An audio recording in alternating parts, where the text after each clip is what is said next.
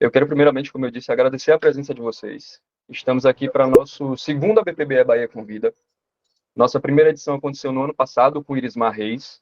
Foi uma edição sobre psicofarmacologia. Hoje a gente está aqui com o Bernardo Matos, que é um cara super competente, engajado, dedicado, um amigo querido.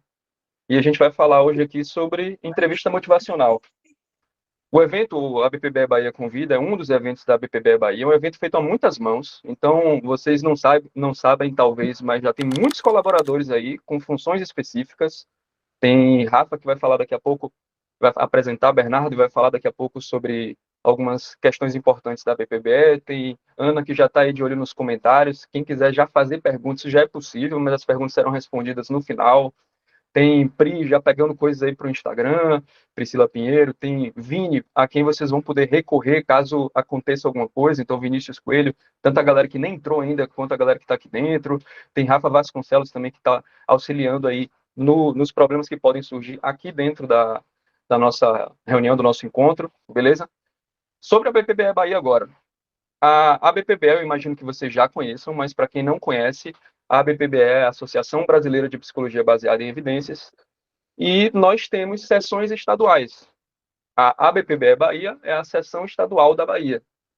Cada seção estadual, cada núcleo estadual tem uma certa autonomia para tocar seus projetos. Foi assim que surgiu a ABPBE Bahia, o ABPBE Bahia Convida, inclusive.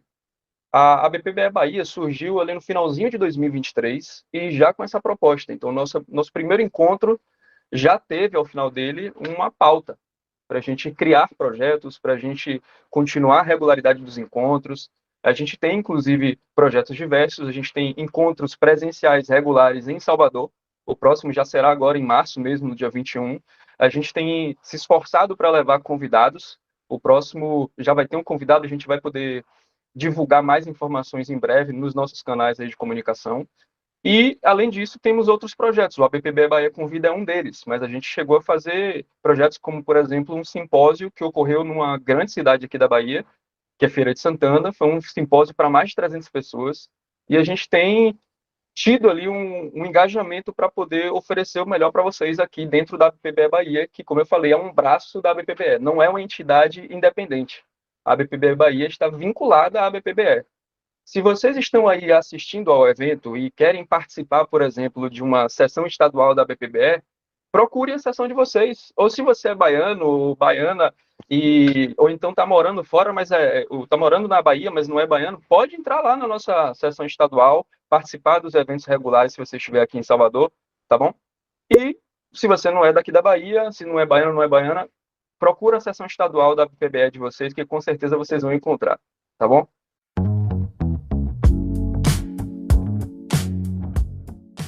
Como vantagens da filiação, vocês, né, se filiando, têm acesso a descontos em cursos de parceiros. Entrando aí no site, vocês conseguem ver quais são esses parceiros e quais são os descontos que eles têm. Descontos nos congressos e demais eventos também da ABPBE, em materiais oficiais da associação e minicursos que a gente faz, eu vou falar um pouquinho sobre isso daqui a pouco. Acesso à plataforma da ABPBE, participação nos grupos exclusivos de interação também da associação, a gente tem 4 grupos exclusivos e tem muita conversa lá. Participação em reuniões periódicas da ABPBE, e aí vocês também conseguem ter uma colaboração mais direta no desenvolvimento da associação. Prioridade para participação em atividades e, claro, participar da mais importante e pioneira Associação de Psicologia Baseada em Evidências do Brasil. Eu trouxe para vocês alguns dos últimos cursos e atividades que tiveram na ABPBE. Então, vários minicursos de vários temas diferentes. Várias turmas do Clube do Livro, também com vários temas diferentes, e uma capacitação de análise crítica em artigos científicos. Para quem não conhece a associação, ela é uma organização sem fins lucrativos que tem como objetivos a realização de estudos e pesquisas relacionados à psicologia baseada em evidências. E quem não conhece a prática baseada em evidências em psicologia pode entrar nas redes sociais da BPBE e se informar um pouco mais sobre isso.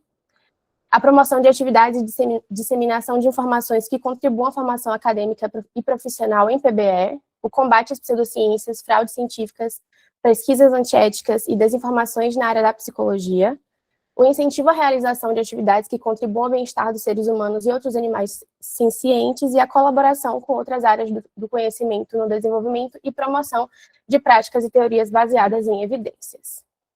Esse ano, o congresso da ABPBE vai ser em São Paulo, A gente está com a pré-inscrição já. Vai ser do dia 28 a 30 de outubro, lá no Expo Center Norte, em São Paulo. Também a gente abriu vagas para colaboração nacional da ABPBE.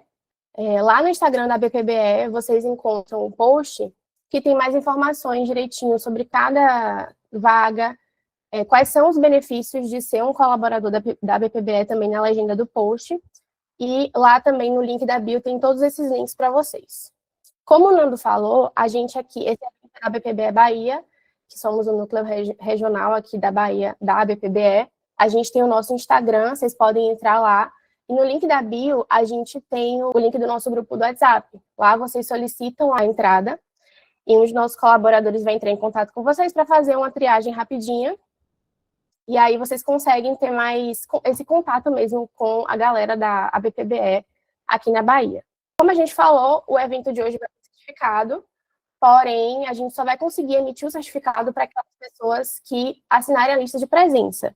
Essa lista de presença a gente vai disponibilizar para vocês no chat assim que a palestra finalizar. Então, é importante que vocês fiquem de olho. A gente vai avisar na hora, mas é importante que vocês fiquem de olho, porque senão a gente não vai conseguir disponibilizar sem que vocês tenham assinado a lista de presença, mesmo que vocês tenham assistido a palestra. Agora, apresentando o nosso palestrante maravilhoso, Bernardo Matos é psicólogo, mestre em psicologia com ênfase em cognição humana pela PUC do Rio Grande do Sul, especializando em terapias comportamentais e contextuais, tem formação em DBT pela Síntese, formação em PBE pelo Instituto de Psicologia Baseada em Evidências, é revisor de múltiplas revistas de alto impacto, como a Springer Nature Frontiers e Expert no Expert Program do Meta-Analysis Academy. E, claro, ele é membro-diretor aqui da ABPBE. Vocês conseguem encontrar ele lá no Instagram, no @psicobernardo. Então, a palavra é toda sua, Diva. Muito obrigado, Rafa. Muito obrigado, Rafa. Fernando, estou muito feliz de estar aqui com vocês. Muito feliz de estar cheio de gente aqui. Eu não esperava que tivesse tanta gente, meu Deus do céu. Isso só demonstra o quanto a BBVA Bahia ela é super desenvolvida, né? Então, se tu é baiano e não faz parte da BBVA Bahia, você não é meu amigo, né? Sabe que é o mínimo que tem que fazer, é isso. Então, justamente para demonstrar o quanto que o trabalho deles é super valorizado, é ver tanta gente aqui. Primeiro de tudo, mais importante, eu falo rápido. Quem me conhece sabe, o Bernardo fala muito rápido. Ele tenta, ao máximo que ele consegue, falar devagar, que eu tentarei fazer isso hoje. Se ficar muito difícil, vocês finalizam no chat. E aí a Rafa e o Fernando me atualizam aí, de que, ó, está muito rápido, então tentarei me policiar. Não, eu diria que eu falo rápido até para os gaúchos, tá? Os gaúchos não falam tão rápido assim, mas vocês descobrirão em instantes. Então, bom, primeiro de tudo eu falo rápido. Segundo, de novo, agradecendo a todos que estão aqui, agradecendo a Rafa, o Fernando, agradecendo todo mundo da BBVA Bahia. Eu gosto muito de vocês, sabe muito bem disso. Eu acho que a BBVA Bahia é um orgulho para a BBVA e é o nosso modelo de sessão regional, né? As outras sessões regionais. E eu diria que é apenas uma descrição de fatos, aqui não é para ser nenhuma espécie de crítica, mas as outras sessões regionais, elas estão, né, seguem a BBVA Bahia como modelo justamente porque vocês são super desenvolvidos. Então, estou muito feliz de estar aqui. De novo, para quem tem essa oportunidade, por favor, acompanhem eles são incríveis. O que mais? Acho que é isso, essa parte de agradecimento. Sobre a seleção, saibam que a BPBE, como a Rafa bem citou, é uma organização sem fins lucrativos, então a gente depende muito do trabalho voluntário de todo mundo. E aí, eventualmente, tem momentos como esse, em que a gente faz seleções normalmente anuais, e que a ideia é justamente trazer pessoas para nos auxiliarem, porque nós somos basicamente uma família que as pessoas dão do seu tempo de bom grado para que a gente consiga construir uma psicologia mais científica. A gente está num desses momentos, então se vocês têm algum desejo de trabalhar com a associação, olhem, né, o fórum que ela citou, olhem o post, vejam se alguma das vagas que estão disponíveis apetecem a vocês, e aí tentem passar por um processo seletivo. Hoje, eu cometerei 2 crimes aqui, tá? Tem um crime que eu sempre cometo, que é a estética dos meus slides, que não é a melhor de todas, tá? Então eu já aviso a todos que uma das dificuldades que eu tenho é como eu faço meus slides, então um crime que eu sempre cometo é o crime estético dos meus slides. O outro crime que eu cometerei, que esse é inafiançável, é que eu não consegui botar todas as referências da apresentação. Então depois eu vou mandar as referências para o Fernando e para a Rafa, e aí ele disponibiliza para vocês, para quem quiser ir atrás especificamente das publicações que eu vou citar hoje. Mas, de novo, isso para mim é um crime inafiançável, é horrível estar falando isso para vocês, mas eu quero ser sincero com vocês. Então hoje eu vou falar para vocês sobre entrevista motivacional, e, claro, o título carrega muito a ideia de potencializar a adesão à psicoterapia, mas vocês devem saber, vocês não podem sair de uma aula minha sobre isso, sem saber que a entrevista motivacional, ela deve ser utilizada por todo e qualquer clínico, em toda e qualquer situação, em todo e qualquer ambiente, na vida daquele clínico. Eu descobri a entrevista motivacional por um médico, sei lá, 9 anos atrás, em que ele citava justamente que pacientes que tinham doenças cardíacas não aderiam muito ao tratamento naquela época de estatina, e ele começou a aprender entrevista motivacional justamente para trazer eles para o tratamento. Então não tinha nada de psicoterapia, eu nem sabia que a entrevista motivacional teoricamente estava dentro do guarda-chuva, né, de psicoterapias, mas foi assim que eu descobri muitos anos atrás. E aí uma das frases que vocês vão me ouvir falar muito hoje é como a gente substitui o automatismo clínico, vocês já vão entender o que eu quero dizer com isso, por uma conversa que de fato leve quem nos ouve à mudança. Eu botei aqui meu currículo, mas como a Rafa bem citou, então você sabe quem eu sou. Ó, antes de mais nada, e normalmente quando eu dou palestras, dou aulas, enfim, eu tento deixar as recomendações lá no início, justamente para vocês já anotarem e para não ficar nenhum esquecimento em relação a isso. O livro que vocês têm que ler sobre entrevista motivacional é o livro básico do Miller e do Honick, que é esse aqui. Vocês vão entender porque eu botei ele em inglês, tá? Não é porque eu tenho alguma espécie de paixão com internacional, embora o Fernando deve estar rindo agora porque ele acha que eu tenho, mas eu não tenho. Vocês vão entender porque eu botei o livro em inglês. Mas o livro base do Miller e do Honick, que, se não me engano, a versão brasileira está na 3ª edição, é o livro que vocês devem ler. Eu li esse em inglês, mas sempre que eu acabo vendo passagens do em português, ele parece ser muito bem traduzido em termos de rigor técnico e de como é que foi feita essa adaptação. Então, esse é o livro base, esse é o livro que vocês têm que ler, esse é o livro que vai dar mais custo-benefício em termos do tempo de vocês. Junto desse livro, tem uma série de vídeos que estão no YouTube, ou seja, de graça, que são da BMJ. Para quem não sabe, a BMJ é uma das maiores organizações de síntese de evidência científica no mundo. Assim, a BMJ é uma organização britânica, é como se fosse uma aproximação meio bem permissiva, assim, semelhante a Cochrane em termos de como é que eles se organizam. Eles não fazem só revisões sistemáticas com meta-análise, eles também publicam ensaios, estudos observacionais, mas a BMJ tem um rigor técnico muito forte em termos de evidência científica. E aí eu descobri até recentemente que eles têm essa série de vídeos ensinando a entrevista motivacional lá no BMJ Learning. Então eu recomendo muito que vocês vejam essa série de vídeos. São 10 vídeos, eles evidentemente são em inglês, mas você consegue fazer a tradução, seja por subtítulo, seja até por IA, tem agora. E eles são vídeos, parte deles é feito pelo próprio Miller. Então ele está lá conduzindo muito dessas conversas. Então, né, livro, leiam esse, e se vocês quiserem um conteúdo mais de vídeo, eu tenho esse costume de gostar de ver vídeos em relação a conhecimento de psicoterapia, vejam essa série de vídeos da BMJ. Como eu citei, eu até descobri que ela existe recentemente. Eu inclusive acho, agora é uma fica da minha cabeça, que esses vídeos eles eram privados do BMJ Learning, eles deixaram eles públicos agora. Porque são vídeos muito antigos, de 10 anos atrás, eu não lembro de ter visto eles nunca recentemente. Então talvez tenha essa. E agora, por que eu botei esse livro em inglês? Porque vocês vão perceber, e talvez vocês já tenham percebido, já tenham visto, né, que entrevista motivacional tem uma quantidade gigantesca de livros didáticos que ensinam entrevista motivacional. Gigantesca mesmo. Eu só botei aqui os primeiros que apareceram no Google ali. Então tem entrevista motivacional para tratamento de diabetes, para nutrição e exercício físico, para famílias, para pessoas que têm um histórico de criminalidade, no caso lá nos Estados Unidos eles chamam de aqueles crimes de baixo delito, assim. Entrevista motivacional para sistemas de saúde, e assim vai. A entrevista motivacional, ela tem uma literatura gigantesca, super vasta, para qualquer desfecho ou para qualquer população que vocês vão buscar, justamente por quê? Porque ela tem um embasamento em termos de evidência científica muito forte. Aqui a gente tem 1, 2, 3, 4, 5 revisões Cochrane, que são 5 revisões que tem no título entrevista motivacional. Tem mais revisões Cochrane que tem entrevista motivacional como uma das intervenções que eles estão, né, sintetizando em termos de evidência. Eu só botei as que tem no título. Então, só para vocês terem noção do quão rico é o corpo de evidência da entrevista motivacional em termos de quantas vezes ele foi investigado. Evidentemente, né, para quem não sabe, saibam agora, intervenções em psicoterapia, normalmente a gente está falando ali de tamanho de efeito pequeno, certeza de evidência no máximo média, a grande maioria baixa, mas dentro do nosso universo, essa é a nata do que a gente tem. Então, se vocês têm, que alguém disse, não, essa entrevista motivacional é bobagem em termos de, né, evidência científica, ou em termos empíricos, talvez uma pessoa critique, deve ter não, mas tem esse monte de livro não significa nada. De fato, não significa muita coisa. Eu acho que a constelação familiar deve ter uns 10 livros diferentes deles. Mas o que importa é, esses livros, eles justamente referenciam, eles estão citando muitas desses tipos de evidências que a gente tem. Então, se a gente tem tanta síntese de evidência assim, só da Cochrane, isso significa que a gente tem uma cacetada de ensaios, uma cacetada de publicações que tem como foco a entrevista motivacional. Eu botei aqui também esse paper do BMJ, que foi de 2024, então um dos mais recentes, que também sintetiza muito dessa evidência, daí mais focado em atividade física. Então, notem que, e aqui uma coisa que eu não citei, né? Aqui, ó, uso de álcool, recuperação de infarto, redução de uso de substâncias, melhora de desfechos de jovens vivendo com HIV, cessação do tabagismo. Então, serve para muitos desfechos diferentes.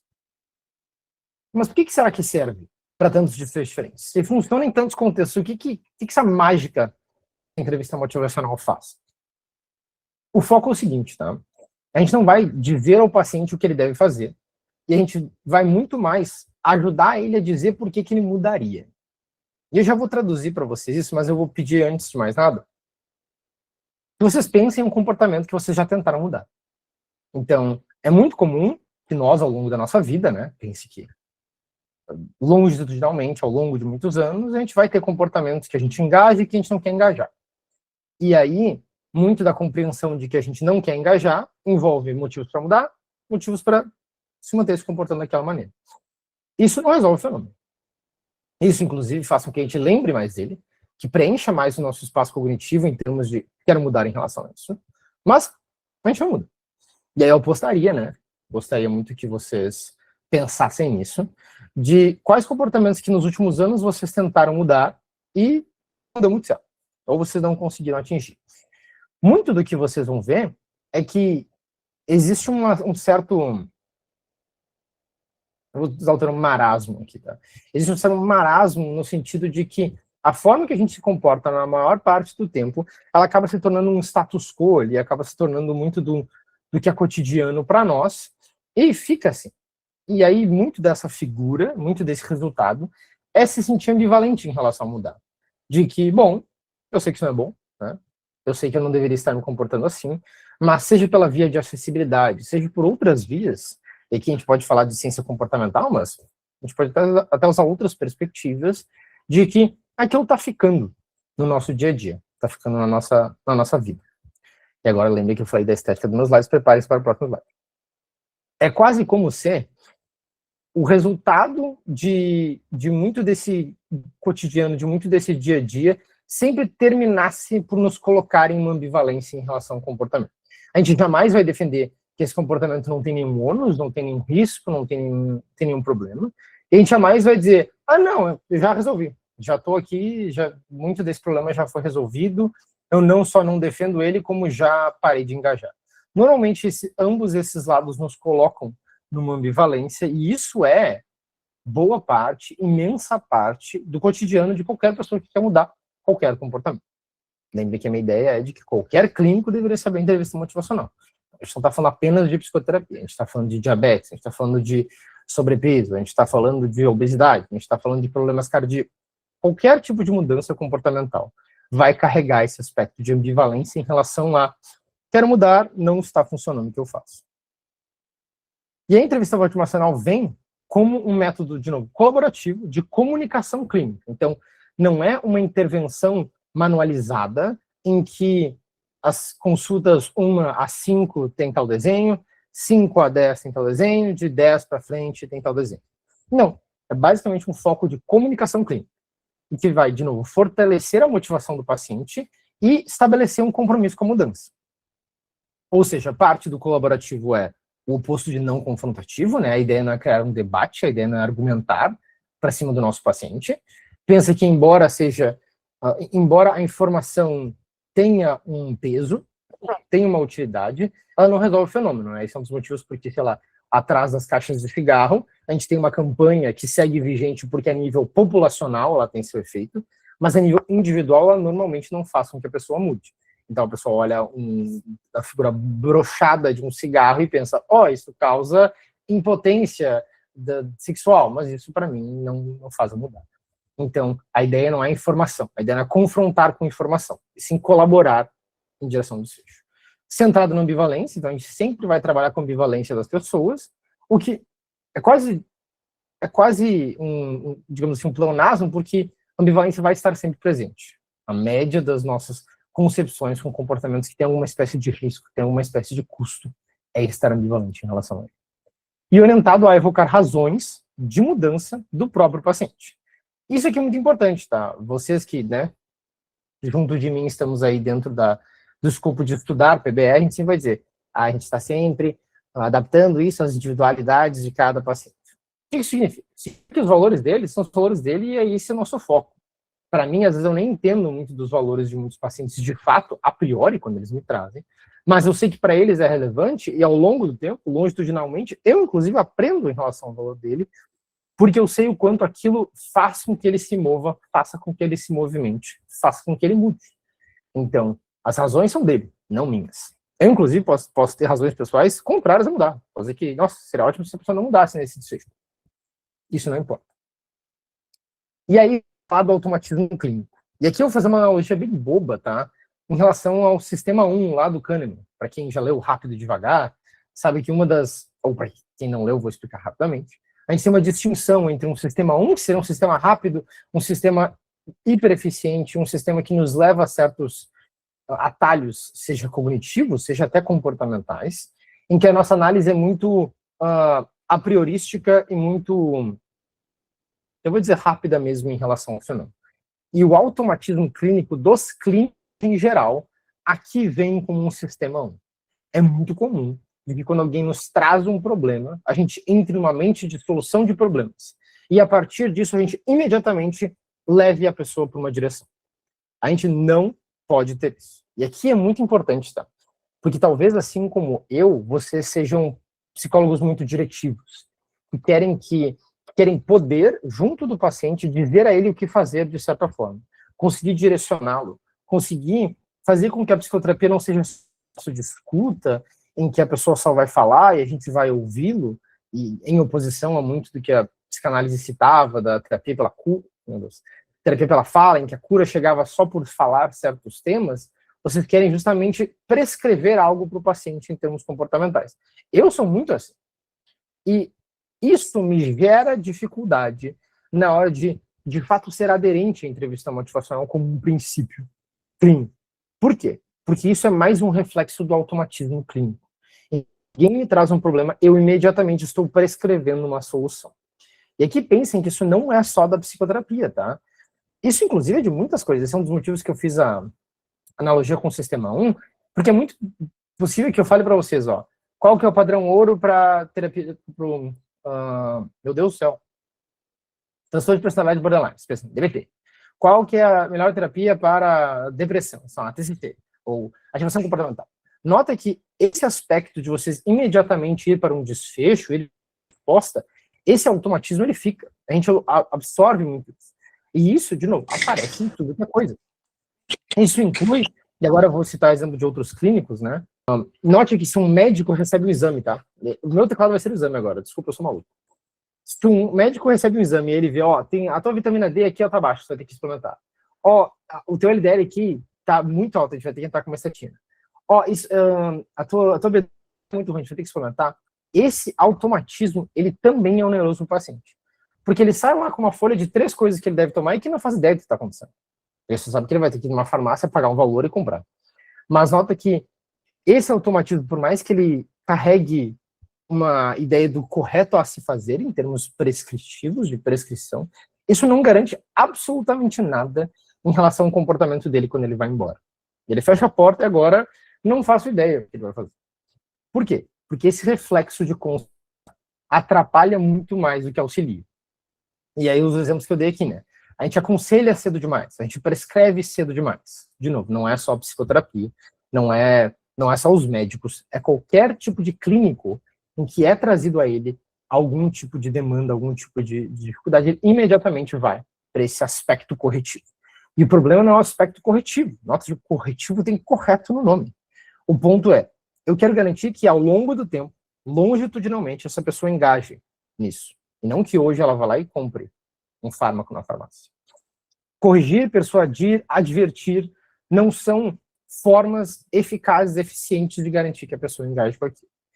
E aí, muito do que a gente faz, e aqui o médico tem muito dessa característica, eu acho que nós estamos melhorando em relação a isso, né, em termos de psicoterapia, é assumir para si o trabalho motivacional. Então, é como se eu dissesse, tu vai fazer isso, é isso que tem que fazer, tu vai te beneficiar. Tchau pra ti. Então, é como se fosse nosso uma motivação ali que não existe. Você cair. Estão me ouvindo? Não. Tá. Socorro. Deu uma travadinha, desculpa. Gente, se a minha internet cair, eu vou surtar o cabeção. Minha vizinha, se algo acontecer, eu vou seguir aqui. De novo. E eu vou repetir aqui, porque isso é muito importante. É extremamente prevalente. Em qualquer área clínica, que nós sigamos esse automatismo clínico. Eu dei exemplos de exames, eu dei exemplos de demandas que são trazidas em terapia. Tem muitas formas de ver a manifestação disso. A manifestação é, nós temos esse automatismo, nós temos que jogar isso para o sistema 2. O que seria o sistema 2? É que a figura vem por meio da entrevista motivacional, realmente. A ideia é que a gente, primeiro, freie esse sistema. A gente tem que frear a ideia de que a gente tem que resolver isso e que nós temos que consertar, nós somos os consertadores, e assim vai. E a gente tem que adicionar muito da ideia da entrevista motivacional, que é, eu preciso explorar antes de orientar. A minha ideia não é apenas orientar essa pessoa. A minha ideia não é dizer, seu José, o senhor está com hipercolesterolemia, o senhor vai ter que tomar statina, senão o senhor vai ter um infarto. Não é apenas isso. É entender. Senhor José, o que o senhor come? Ou tem algum histórico na família de alguém que teve infarto, alguma questão de doença cardíaca? E fazer perguntas abertas para que o paciente fale, para que a pessoa fale, para a gente entender por que ele está nessa situação. Em média, um comportamento que deve ser modificado e que está vigente na vida da pessoa, ele é uma herança comportamental, né, de muito tempo. Só vem se comportando dessa maneira. A gente tem que entender o que está acontecendo. E aqui, para quem é mais comportamental, pensem, né, análise funcional. Fazer uma análise funcional do que está acontecendo. Para que, a partir disso, eu consiga, de fato, ser mais efetivo em dizer, a gente vai trabalhar com esse problema dessa maneira. Vem comigo, vamos falar sobre isso. Faz sentido? Por favor, me confirme, que eu garanto que eu não caí de novo. Eu sei que eu tenho caído de novo. Eu acho que tá tudo certo, né? Ouvir e pescar inconsistências. Então, parte da dificuldade de um automatismo clínico é de que a gente vê um problema e a gente não vê como esse problema talvez se mantenha de uma forma inconsistente, no sentido de que a pessoa quer parar, ou quer, né, mudar em termos de comportamento, mas tem não só motivos para que a pessoa se comporte assim, mas tem motivos para que ela mesma veja que ela não quer se comportar assim, e aí tudo fica meio heterogêneo na cabeça da pessoa. Tem motivo para parar, tem motivo para seguir, eu tenho, né, eu sou pai, então eu não deveria fazer isso, porque eu tenho um filho pequeno, mas eu sigo fazendo. Então, essas inconsistências vão apontar para valores que são importantes para a pessoa.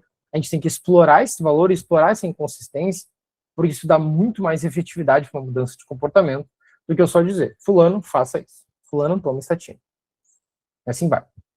E evocar do próprio vocabulário do paciente a sua mudança. Vale citar, para quem me conhece, eu tenho um vocabulário muito específico, eu uso um termo chamado corno, né, que é uma ofensa que eu gosto de usar porque ela é um pouquinho mais amena do que outras. Esse é o vocabulário meu. Em psicoterapia, eu vou citar o termo corno, e é isso aí. Então, poder utilizar o vocabulário da pessoa. Isso envolve idiosincrasias da pessoa mesmo em relação a como é que ela percebe razões para mudar, e como ela percebe a mudança que ela quer ter. E ambivalência não é resistência moral, tá? Pensem que a ambivalência, como eu citei, porque ela é muito prevalente, ela é muito presente, ela é o nosso campo de trabalho, ponto. A ideia é justamente utilizar a ambivalência como a forma que a gente conduz as consultas. Muito mais do que métricas de, o teu sofrimento está quantificado em X pontos, por exemplo, numa escala, e esses pontos não são interessantes para que a pessoa mude. Aqui não sou eu dizendo que eu não trabalho com psicometria, tá? Mas de que a entrevista motivacional, e não danado, ela tem por princípio mudança comportamental, ponto. E a comunicação como um clínico, ela independe de como é que a gente vai ancorar aquela mudança. Até porque muitas vezes nem o paciente sabe ancorar muito bem o que ele quer, quais são as razões que ele tem. Então a gente tem que trazer isso. Então, né, como vimos, os problemas comportamentais são prevalentes, eles são comuns. A mudança demora custa e é não linear, e eu já vou dar uma demonstração da não linearidade da mudança, mas, de novo, pensem, né? Voltem para aquele exemplo que eu pedi para vocês pensarem em uma mudança comportamental que vocês querem fazer. Provavelmente vocês não mudaram porque demora, não é simples, tem que investir muito tempo tentando mudar, custa caro, e aqui não é custa caro apenas financeiramente, pode ser financeiramente, mas principalmente o quanto a gente tem que, né, investir em termos do nosso tempo e do nossa organização em relação à mudança, e é não linear, porque, infelizmente, recair é muito mais comum do que a gente imagina. Isso para qualquer coisa. Evidentemente, para variáveis mais neurobiológicas, eu vou explicar isso, a recaída faz parte extremamente vigente. Mas, em média, mudar leva em conta a gente recair, voltar a um padrão antigo e depois, novamente, tentar mudar. Essa não linearidade, ela faz parte do processo. O conhecimento não é suficiente para mudar, e aí eu citei aquele exemplo das caixas de cigarro, né, dos maços de cigarro, em que, evidentemente, né, a níveis populacionais, há um benefício desse tipo de pesquisa, desse tipo de política pública, mas a nível individual se dilui um monte. Então não é só o conhecimento de que fumar causa câncer que faz a pessoa mudar. De novo, recaída é a regra e não a exceção, e aí recaída é uma das manifestações dessa não linearidade. E talvez muito importante isso aqui, tá? Principalmente para aquela questão do automatismo clínico. Talvez vocês me digam que vocês não têm um automatismo clínico tão grande no sentido daquele exemplo que eu dei, né? De olhar um exame e falar, vitamina D, B12, LDL, faça as coisas. Porque em psicoterapia a gente normalmente não ancora isso dessa maneira, não é só, a tua BDI deu 50 pontos, a gente vai tratar da depressão, é isso aí. Ou a tua GAD deu X pontos, tu tem ansiedade generalizada. Mas se organizar dessa maneira, ainda assim, faz com que vocês vão numa direção que vocês veem como benéfica, por mais que, de novo, não tenha essa... não é tão automatizado assim. Ainda assim, tem um benefício de direção. O problema disso é que a gente tem muito viés nas nossas estimativas de mudança comportamental para qualquer pessoa. E vocês podem pensar um cônjuge de vocês, filho de vocês, parente, amigo, vai ter alguém que vai citar para você se queria mudar em relação a algum X coisa, e aí tu ouviu essa informação e pensou, tá, naquele momento, é muito possível que vocês tivessem feito uma espécie de cenário preditivo, alguma previsibilidade em relação a aquela pessoa mudando X meses, X anos. E a gente vai ver, passou-se meses, passou-se anos, e a pessoa segue daquela maneira. Tem um viés muito grande das nossas estimativas de quando as pessoas vão mudar ou não. Isso quando a gente conhece muito bem uma pessoa, eu citei exemplo de cônjuges, familiares. Imagina alguém que recém está chegando para nós, na nossa clínica, e dizendo que quer mudar por X motivo. Tem paciente meu que depois das primeiras 3 consultas mudou e nunca mais voltou a ter, por exemplo, uso de apostas online. Tem paciente meu que eu acompanhei por 3, 4 anos e até hoje está usando cocaína. Então nota que as nossas estimativas, a chance é que elas jamais sejam acuradas. E não me vem com, eu sou especialista, eu trabalho 20 anos com tal coisa, se um paciente chega na minha clínica, eu consigo saber que em 3 semanas ele vai largar aqui. Isso não existe. A gente tem um viés gigantesco e ele não é combatido com expertise, digamos assim, porque não é estimável.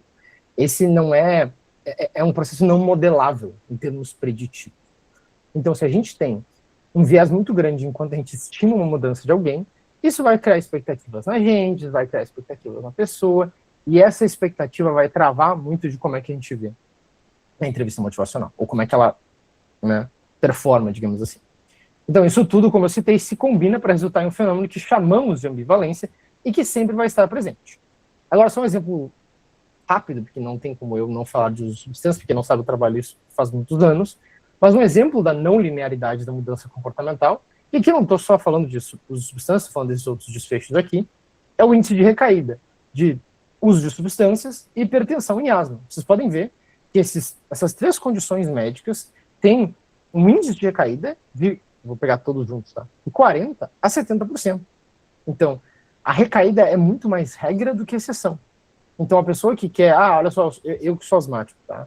Eu sou asmático, eu já controlei minha asma, fechou, não preciso de nenhuma mudança em relação a isso. Não, é pelo resto da minha vida. Eu tenho que levar minha bombinha em todo lugar que eu vou, principalmente fazer uma viagem mais longa. E existe, não ironicamente, uma perspectiva muito importante em termos de mudança comportamental, para que eu adira, para que eu seja consistente em relação a levar minha bombinha em todo lugar. Isso é uma mudança comportamental. Então, pensar que esses processos eles são não lineares, principalmente pelo fato de recair, é extremamente comum.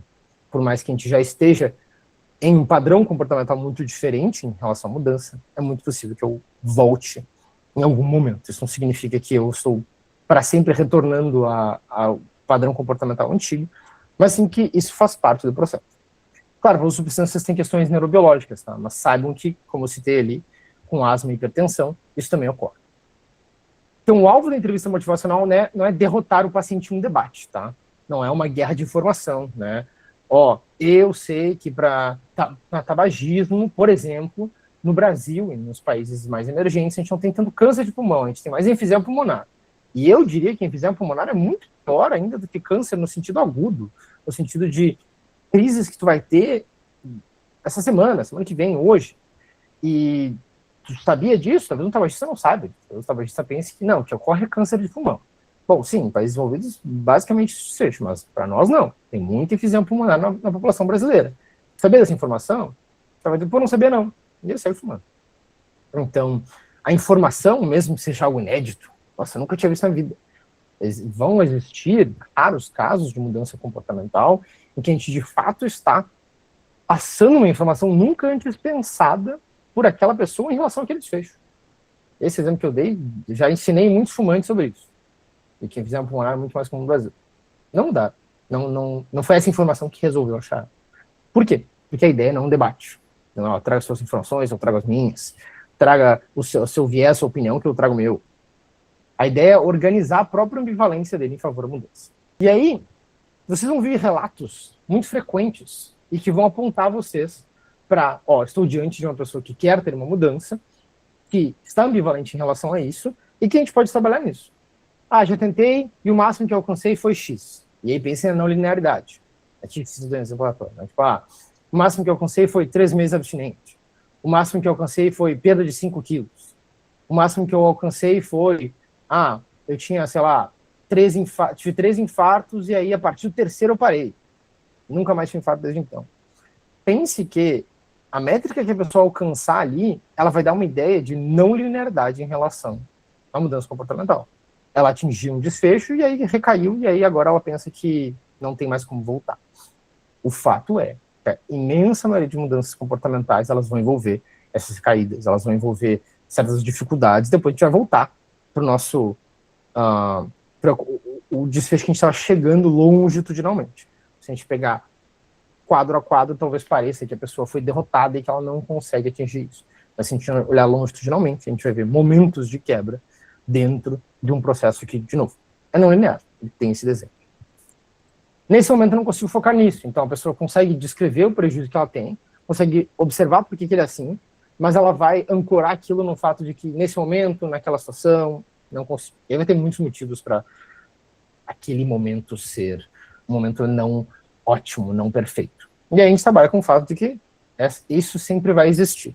É muito difícil que a gente encontre um momento perfeito para uma mudança comportamental, a não ser quando a gente tem redesenho total de um ambiente. Tipo, estou no ambiente, vou me mudar, e agora, talvez eu mude, eu vou mudar para um país árabe, e aí, vou mudar para o Irã, topo sensível, mas lá é proibido álcool, então se eu sou alcoolista eu tomo álcool aqui, se eu vou em um lugar em que álcool é proibido por um motivo, né, daquele território, então eu não vou beber. Mas fora os desenhos de mudança de ambiente totalmente drástico, a gente normalmente não tem um momento perfeito para nada. Atualmente isso não me incomoda, então a pessoa vai historicamente dar exemplos de momentos em que ela sofreu, mas que hoje ela não sofre, e justamente trabalhar com essa inconsistência, por que antes doía, por que hoje não. E a pessoa que, daí tem mais um trabalho de crenças, por exemplo, da TCC, de eu sou incapaz de mudar. A pessoa já dá bate o martelo, já dá esse diagnóstico. Isso também é pano para manga em termos de ambivalência para entender o que sustenta essa ideia de incapacidade. E agora talvez cheguem nessa situação. O Bernardo está me descrevendo diversos fenômenos, diversos desfechos, e eu aqui vim aprender sobre entrevista motivacional. Embora seja uma aula de apenas 1 hora, da qual a gente estamos boa parte já passado, vocês devem ter tido alguma espécie de previsibilidade, vocês aprenderiam técnicas ou algo específico em entrevista motivacional. Vocês vão. Mas saibam que, primeiro, em 1 hora seria impossível passar para vocês o cerne da entrevista motivacional. O que eu mais quero que vocês saiam com vai ser a primeira parte que eu vou falar agora, que é dos processos da entrevista motivacional. A entrevista motivacional, assim como, por exemplo, a DBT, ela não é um tratamento manualizado. Ela não tem uma descrição de desenho de 1 a 5 sessões, tal coisa. 5 a 10 sessões, tal coisa. 10 sessões para frente, tal coisa. Não existe uma manualização da entrevista motivacional como intervenção focada em um desenho específico. O que vai existir vai ser: eu preciso falar sobre mudança no meu paciente. Bom, vocês vão ver qualquer grande estudioso, e chegar para o Miller, chegar para qualquer pessoa que manje muito de entrevista motivacional, tudo que ela vai te dizer vai ser isso. Por que será que alguém que sabe muito de um assunto, a forma que ele resume aquilo seja conversa sobre mudança? Porque esse é o coração da entrevista motivacional. Se não existe um manual em relação a isso, é porque o desenho de como é que a intervenção se dá, ele não é pensado, primeiro, linearmente. Segundo, de acordo com métricas que a gente vai encontrar em termos de momento oportuno. Olha, esse é o momento oportuno para tal coisa, faça tal coisa. Não. Parte da não linearidade da mudança envolve a entrevista motivacional ser focada em falar sobre a mudança. E aí, de novo, eu vou dar o exemplo que eu dei. Tem pacientes que em 3 consultas pararam de engajar com o comportamento e nunca mais fizeram isso. Estou muito feliz, inclusive, vendo eles vivendo a vida deles super bem. Enquanto tem outros que eu acompanhei por 3, 4, 5 anos. E seguem, por exemplo, usando cocaína. Evidentemente, o exemplo mais longo, de períodos mais longos, vai envolver muitas substâncias, fora por ser minha área de prática, né? Também pelo fato que mexe um pouco neurobiologicamente com a pessoa. Mas o cerne da mudança comportamental, ele tem essa característica. De individualmente vai mudar bastante. Mas tá, não é um tratamento manualizado. Então como é que a gente entende a entrevista motivacional? E aí eu principalmente vou falar para vocês sobre os processos. Então esses 4 aqui. Eu vou falar mais coisas, tá? Mas eu acho que o benefício que vocês vão coletar deste pouco tempo que vocês têm comigo vai estar envolvido nesses 4 fenômenos aqui. Que é envolver, focar, evocar e planejar. Esses são os processos da entrevista motivacional. É como se fosse a base que a gente constrói, principalmente de comunicação, ao longo do tempo. Ao longo de consultas, ao longo de conversas, ao longo de consultas, ao longo de encontros, principalmente ao longo de conversas. Que, de novo, entrevista motivacional é para qualquer clínico, é para médico que está no corredor do hospital ali e consegue, de uma maneira ou de outra, falar sobre mudança mesmo correndo, tendo que atender outro paciente na sequência. Esse foi o desenho da entrevista motivacional desde o princípio.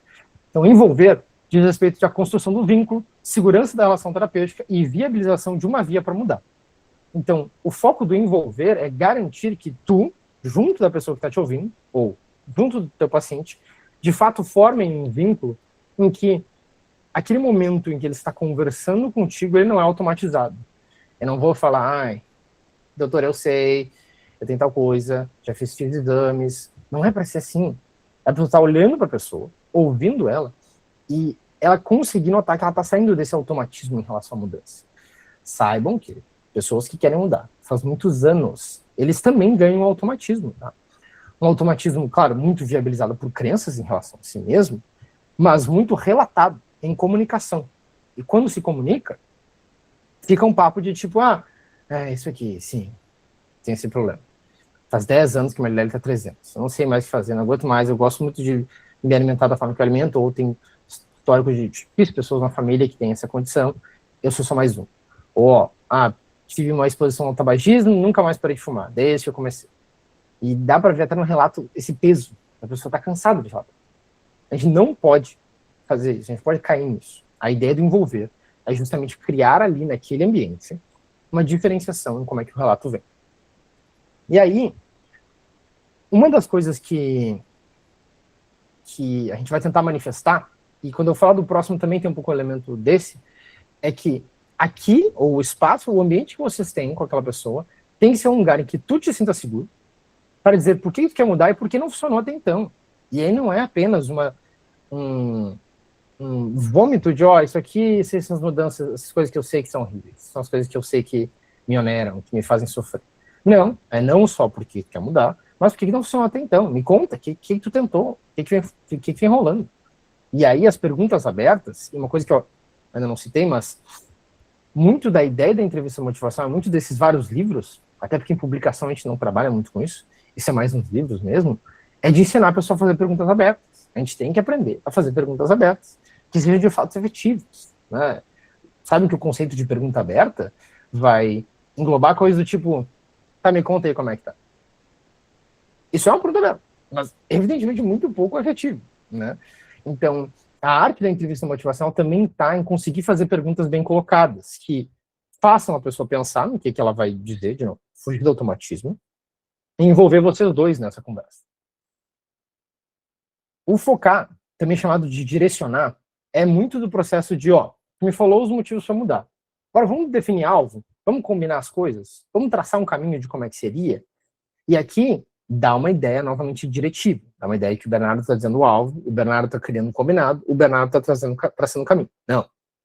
A gente tem que fazer isso com perguntas. Isso é muito mais complexo do que parece, e isso é muito mais efetivo. E aí, se vocês querem um exemplo disso,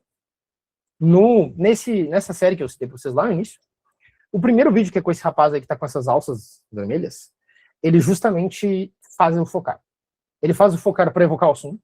Então ele diz, é um exemplo em que o médico chega atrasado, o paciente está puto com o médico, enfim.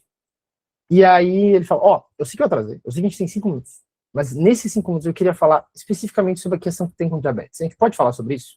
Então, ele está criando um alvo, ele está combinando algo, e ele está justamente, agora, incipientemente, traçando um caminho em relação à mudança.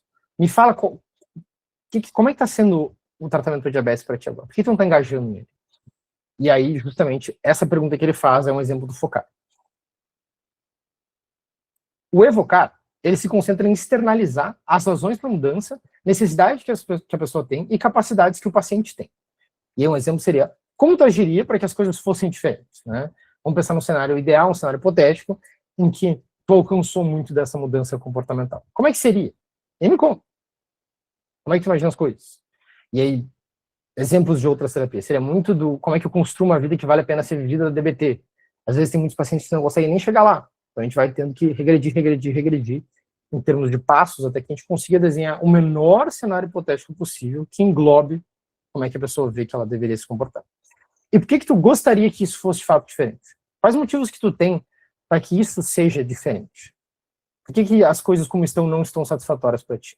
E o planejar, e agora aqui Bernardo vai tomar um pouco de liberdade como clínico teórico, mas eu diria que muito do planejar se beneficiaria da ideia de montar objetivos que seguem a regra SMART. Assim. Naquela época da entrevista motivacional, o primeiro livro lá, que foi em 99, a primeira edição foi em 2003, evidentemente os SMART Goals não era tão popular assim. Mas a ideia do planejar é definir compartilhadamente, com o paciente, quais são os passos acionáveis que a gente vai tomar. Passos que a pessoa consiga de fato fazer. Pensa novamente em uma conversa de corredor de 3 minutos, em que em alguns segundos a gente consegue direcionar a pessoa, planejar com ela quais passos que ela vai tomar a partir disso. Mesmo que envolva, vou sair daqui, vou comprar o fármaco, te vejo na semana que vem para a gente ver como é que foi essa primeira semana tomando esse fármaco. De novo, vai ser o desenho da entrevista motivacional. A ideia é que seja assim. Nós, como temos 50 minutos com o paciente, a gente pode até, de novo, fazer o SMART bonitinho, né? Ser super específico, mensurar muito bem o que a gente vai fazer, garantir que isso seja o que a pessoa domina e assim vai. Além dos processos, a entrevista motivacional tem princípios. E aqui eu vou ter que passar por eles rapidamente, porque esses 2 próximos que eu vou falar com vocês, as 3 próximas, eu vou citar para vocês que vocês estudem ao longo do tempo, porque isso fica muito difícil de passar no curto tempo que eu tenho com vocês. Os processos eu diria que é o mais importante porque ele é a base. Os princípios, eles funcionam tal qual a DBT, muitos dos pressupostos, né? O principal deles é resistir ao reflexo de consertar, e que, de novo, talvez, assim como eu, Bernardo, vocês sejam muito diretivos, queiram muito consertar as coisas, vocês queiram seguir muito no automatismo, pensem no sistema 1, pensem em desfecho, aliás, condição médica, tratamento, sei lá, DBT, TBB, depressão, TCC, e assim vai. A gente não quer esse automatismo. A gente quer que muito da conversa seja balizada pelo fato de que estamos 2 presentes ali na conversa e ninguém vai imediatamente pular para a solução. Ninguém. Nem nós, nem o paciente. Se o paciente pular, a gente vai rir dele, vai dizer, até parece que mudar é assim, né? Funciona bem. E a gente pode até rir. Não tem problema ser genuíno nessa situação, justamente porque a pessoa está ali querendo falar sobre mudança. E se ele não está querendo, a gente tem que evocar essa mudança mesmo que ela não queira. Entender e explorar motivações, e a gente tem motivações intrínsecas e motivações extrínsecas. Evidentemente, todo mundo vai dizer que as intrínsecas são as que geram mais mudança comportamental, longitudinal, a gente tem evidência científica disso, só que elas são quase como, muitas vezes, um alvo hipotético, idealizado, que às vezes não é tão atingível, a depender de onde a pessoa está. Os extrínsecos, muitas vezes, são muito mais atingíveis. Então, se a pessoa não faz exercício físico, mas um dos motivos que ela engajaria exercício físico seria para ter um corpo melhor, porque ela quer... eu sei que eu quero pegar a mulher, quero pegar a mulher, e aí se eu treinar eu vou ficar mais atraente fisicamente, eu vou pegar a mulher. Tá ótimo. Não? O primeiro passo para a mudança comportamental, seja ele intrínseco ou extrínseco, não nos importa tanto. O que importa é colocar a pessoa em direção a isso, e aí a gente consegue desenvolver uma motivação mais intrínseca. É muito possível que, se vocês engajem o comportamento por muitos anos, vocês tenham começado por um motivo extrínseco e hoje vocês fazem por um motivo intrínseco. Eu tenho isso com treinar. Eu treino faz mais de 13 anos. O motivo que eu comecei a treinar era extremamente bobo, era imbecil. Hoje eu treino justamente porque isso faz parte da minha vida e tem muitos valores meus que se manifestaram ao longo dos anos e que mantêm aquele comportamento ali. De novo, eu entrei por um motivo bobo. Hoje eu mantenho ele por um motivo totalmente diferente. Escutar com empatia, e aí parece bobo eu falar isso, mas pensem que, de novo, se a gente parte do pressuposto do automatismo, a gente não está escutando com nenhum viés, a não ser o viés corretivo. Então a gente tem que legitimamente tentar entender o que a pessoa está trazendo em relação ao sofrimento dela. Fortalecer o paciente, ou seja, deixar claras as capacidades que ele tem. Então, se a gente regride bastante em termos de mudança comportamental, a gente consegue ver um passo, mesmo que ele seja muito pequeno, que a pessoa consegue dar, e a gente fortalece esse, porque talvez a gente consiga chegar a um próximo passo. E desenvolver a autoeficácia do paciente. Então, o ideal é que ele consiga sair do meu consultório, sair da minha sala e, na vida dele, conseguir ser efetivo com essas coisas. Como é que a gente chega nisso? E aí, tem 2 acrônimos que são muito presentes na entrevista motivacional. Os estadunidenses, eles amam acrônimos, tá? Vocês vão ver. Eles têm acrônimo para tudo que é desfecho, para tudo que é situação. O governo deles tem 57 mil acrônimos em todas as variações do governo. Então, e como, infelizmente, isso foi criado por um estadunidense, vai ter acrônimo para tudo que é lado. Isso acontece. Um dos acrônimos é DARN, que é D-A-R-N. O A, inclusive, ele é mal traduzido para português, tá? Você tem que fazer uma aproximação. E aí, o DARN, ele vai principalmente para o início do tratamento. O DARN, ele vai se manifestar focado no fato de que essa ambivalência está incipiente. Ela está começando a surgir. Vocês estão fazendo piadas e... Não me façam rir. O DARN, e daqui a pouco eu vou voltar para uma imagem que eu mostrei lá no início para vocês entenderem mais visualmente, mas o DARN ele é principalmente para esse início de ambivalência. Então, o DARN vai carregar muito do veículo para situação em que a gente até usa um pouco de informação, entendeu? Talvez a pessoa não tenha muita informação do quanto, pelo menos a magnitude do quanto aquele comportamento na real ele machuca ela, ele faz a pessoa sofrer. Então, o DARN vem muito nessa criação inicial de ambivalência. E como é que a gente faz isso? A gente faz perguntas que evoquem o desejo de mudança. Então, a gente pergunta por que a pessoa sofre, como é que isso se dá na semana dela, por exemplo, no dia a dia, como é que isso vem onerando ela, como é que ela já pensou em mudar, mas seja pela forma que ela idealizou, seja pelo desenho, enfim, não ocorreu. Por quê? E aí, de novo, ela vai falar desse desejo que ela tem de mudar. Eu alcançaria tal coisa, eu faria tal coisa, e assim vai. O A, e aqui mal traduzido para o português, infelizmente, ele vem da habilidade de mudar. Então a gente vai perguntar o que a pessoa já conseguiu fazer. E saibam, se vocês partirem do pressuposto da não linearidade que eu falei para vocês vão conseguir ver naquela pessoa, por mais, assim, situação tenebrosa que seja, alguma habilidade de mudança. Eu, e agora, rapidamente, já tive conversas com centenas de usuários de crack em situação de rua que conseguiam me descrever passos pequenos que elas tiveram em relação à mudança. A gente foca nisso, ponto. Só está em situação de rua, você está numa situação de vulnerabilidade insana, e evidentemente muito da mudança não vai vir dela, e sim de como é que a gente lida com tudo em termos de políticas públicas. Mas quando eu converso com a pessoa, eu devo conseguir discriminar mudanças em que ela conseguiu fazer, mesmo que sejam pequenas. Isso, de novo, comunicação sobre isso. O R vem de razão para mudar, então a pessoa conseguir descrever as razões que ela tem para mudar, justamente a gente evocar quais são os motivos que fariam com que essa mudança fosse algo positivo para ela, se ela conseguisse chegar onde ela quer chegar. E N é a necessidade de mudança. Aqui dá uma ideia mais de sofrimento, tá? penso a razão para mudar é mais focado no desfecho, né? Como é que eu quero chegar nessa mudança, o que ela me permitiria. Uma necessidade de mudança é muito do porquê que eu sofro hoje, por que as coisas não estão funcionando muito bem, por que no passar da minha vida eu consigo perceber o quanto eu não estou no lugar que eu quero estar, o quanto eu só coleto ônus disso, justamente porque o sofrimento, muito do que está aparecendo ali no dia a dia, aponta para uma necessidade de mudança. Deixa eu tomar uma água. E aí, outro acrônimo, e agora, infelizmente, não estou conseguindo ver as reações de vocês, mas lembre-se, estadunidense gosta de acrônimos. Depois do darn, tem o cat. E normalmente o pessoal cita no plural, tá? É darns e cats. Não que tenha alguma relevância, não só você saber. O cat, ele vai mais para a parte final da ambivalência, em que eu consegui gerar ambivalência na pessoa, a ambivalência da pessoa acompanha dificuldades que ela tem de engajar, mas também muitas das razões que a pessoa tem para mudar. Mas no final, quando eu vou de fato acionar essa mudança, pense lá no planejar e nos smart goals, eu preciso de fato que eu esteja numa situação em que é como se eu estivesse atrás do paciente, eu fosse dar um empurrãozinho nele. Assim. Se a pessoa está numa situação em que se eu dou um empurrãozinho nele, a pessoa cai imediatamente, eu não estou pronto para cats. Mas, se eu estou numa situação em que eu dou um empurrãozinho na pessoa e eu sei que ela vai, quase como se fosse, tipo, ela vai se embalar e ela vai andar um pouquinho, eu posso ir para cats. Evidentemente, eu não vou achar que eu vou dar um empurrão e a pessoa vai, tchau, saiu da clínica, tá com alta, fechou todo. Não é nesse sentido. Mas os cats, eles principalmente vão estar presentes quando eu sinto que eu vou conseguir dar um empurrãozinho e a pessoa vai. Tem situações que eu não dá nem para pensar em empurrar, que a pessoa não vai se mover nada. Então, os cats, eles vão falar sobre evocar comprometimento. Então, quais são os passos que tu pode tomar e que a gente consegue combinar para essa mudança? E como é que tu te compromete a eles? Como é que a gente torna acessível essa mudança para ti? O que tu já tentou e que a gente pode puxar para cá? Então, comprometimento é em relação aos passos de mudança. Quaisquer que sejam, quaisquer que forem, a gente começa a depender do paciente com um passo pequenininho, ou às vezes a gente começa com um passo gigante.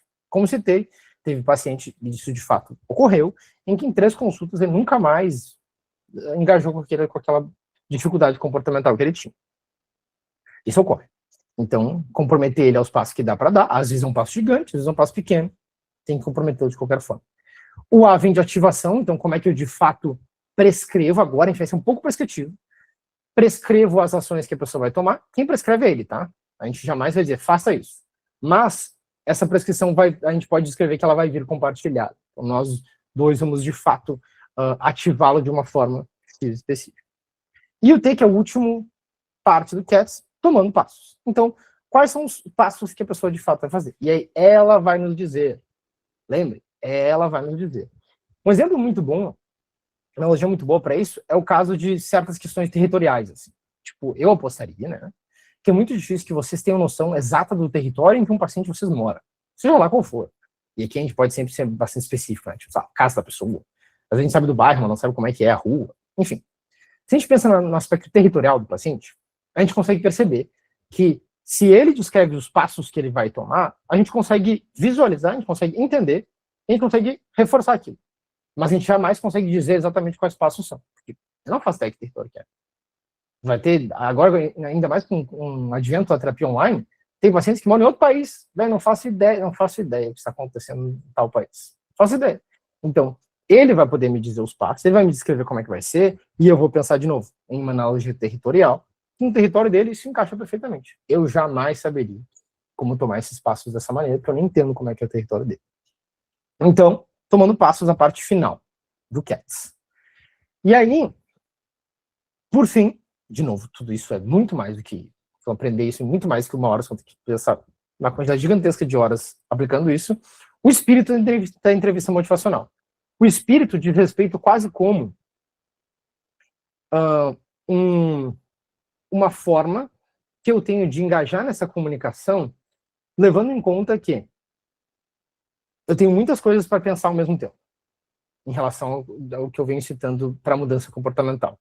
Mas, se eu conseguir assumir, quase como se fosse um personagem, assumir muito de uma perspectiva em relação à inteligência motivacional, ela vai assumir esses pressupostos aqui.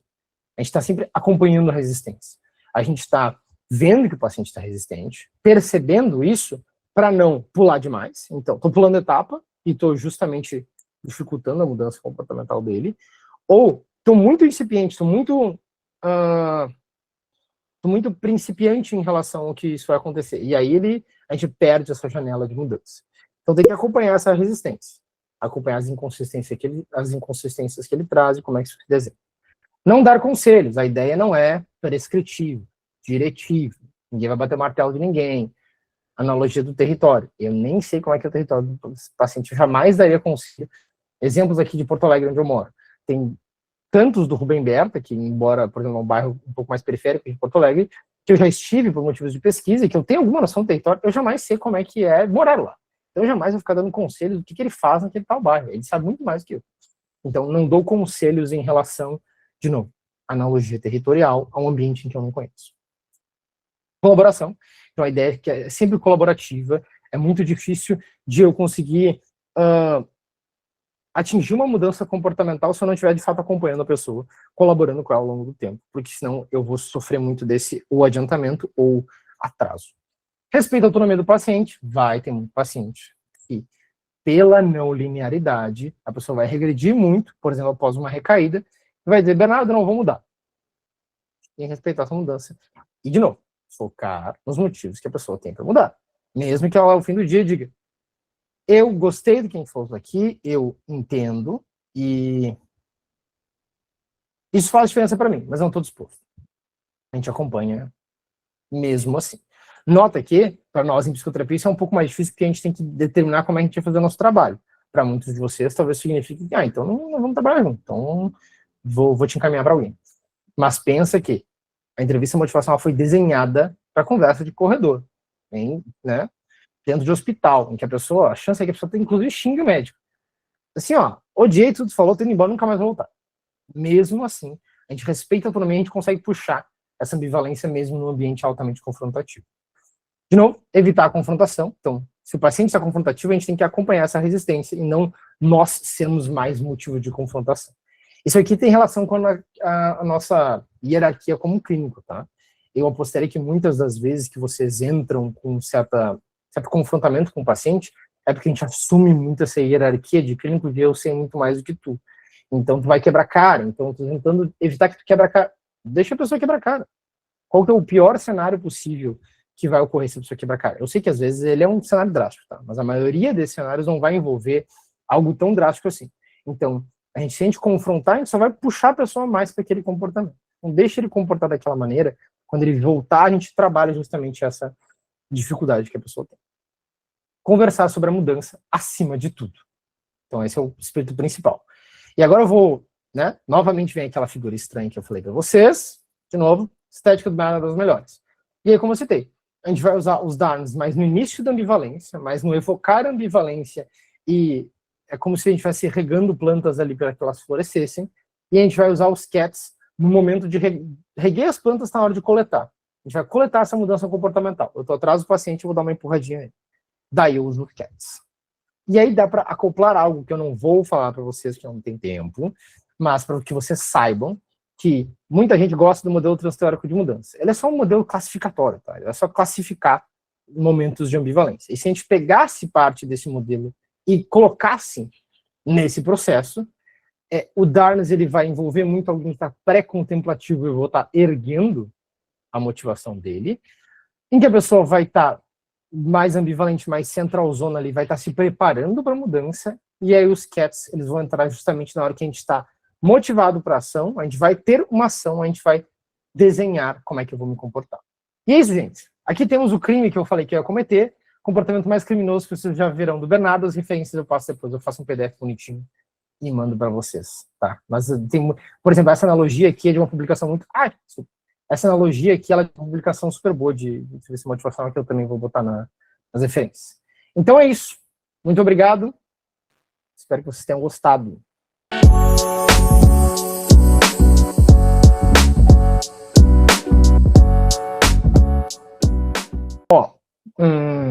Eu vou te dar uma resposta pensando em várias variáveis que têm relação com isso, porque isso acaba atravessando outros fenômenos, né? Um exemplo desse seria a tua organização como clínica. Lembrando que a prática clínica, a maior parte de nós é uma prática privada, então cada um faz o seu em termos de como é que se organiza.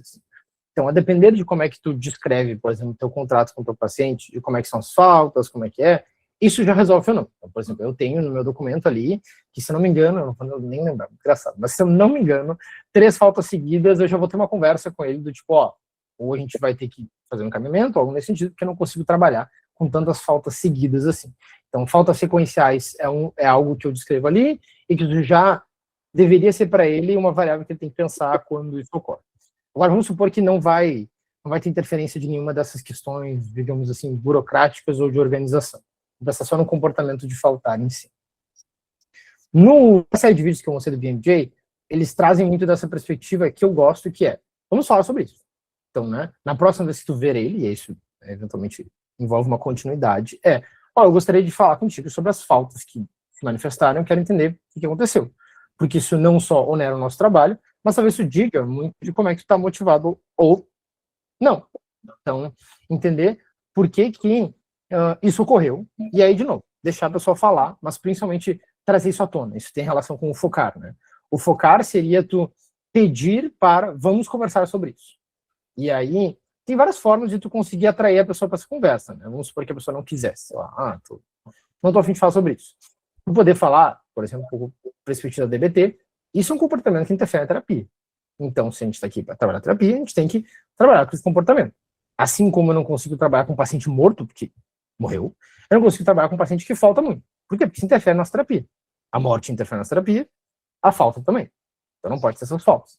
Então a ideia é evocar esse assunto, principalmente pensando aí. Tu pode até referenciar isso. Tu se sente desmotivado para vir? É isso que está acontecendo?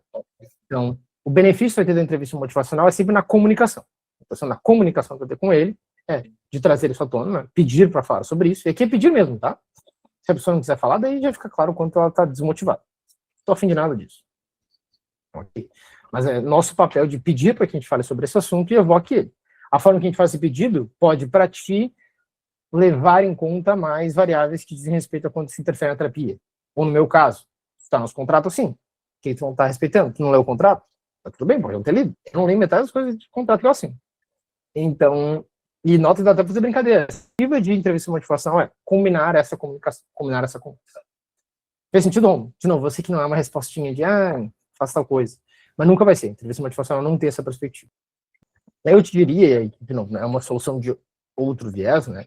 Mas sempre te descrever essas coisas. Eu descrevo em tudo que é contrato, em tudo que é mensagem que eu possa dar, justamente para não tomar o tempo de consulta em relação a isso, que infelizmente é pouco, né? E principalmente para evitar que esse desfecho ocorra. Se ele ocorre e está todo mundo ciente disso, vai para outra direção, vai para uma direção de, bom, então a gente vai ter que manejar de outra forma, né? A pessoa estava ciente, a gente escreveu isso, está ocorrendo. Isso não só diz respeito à motivação, mas diz respeito ao trabalho de vocês, como é que ele se dá. E tu pode muito bem não querer trabalhar dessa maneira. Como o Bernardo falou, acho que tem tudo a ver com entrevista motivacional. Os pacientes chegam com expectativas. E, principalmente na primeira sessão, a gente não vai saber quais expectativas são essas. Então, pode perguntar diretamente, assim, quais são as expectativas com relação a você, com relação ao seu trabalho. E até perguntar de experiências anteriores, porque ele pode falar coisas com relação a experiências anteriores que vão fazer com que você, eu preciso ter uma conversa aqui difícil com ele, porque isso vai ser fundamental na psicoterapia, ou até para você entender, olha aí, uma coisa horrível que aconteceu com ele, que jamais vou repetir aqui, porque de fato não vai levar a gente a nada. Então acho que é totalmente condizente aí com a entrevista motivacional.